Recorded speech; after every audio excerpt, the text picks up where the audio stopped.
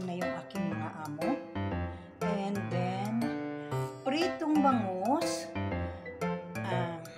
Iba naman yung timplada ng prito kasi plain lang, unlike sa bangus na daing, no? So, ito yung kanilang magiging lunch. Tatakpan ko muna para nag-electric fan kasi ako para hindi siya magano. And then, ang kanilang gulay,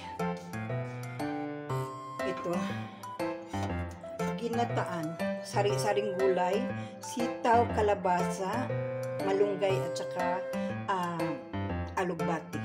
Ayan. And yung rice nila is mix of red, brown, and white rice. Ayan. So, this is for now. Ito yung magiging lunch ng aking amo. Kasi dumating na nga sila from abroad.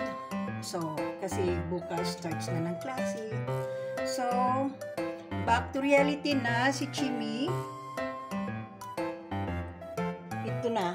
Ito na yung magantay na lang. Maliligo ako para pagdating nila is okay na. Tinikman ko ng maigi, sinarapan ko talaga. Kasi 2 buwan silang hindi nakakain ng aking luto eh. Kaya ito yung request nila. Good thing nga, 2 putahe lang ang ano nila, pero dinagdagan ko na lang ng pritong bangus kasi mahilig sila sa bangus. So,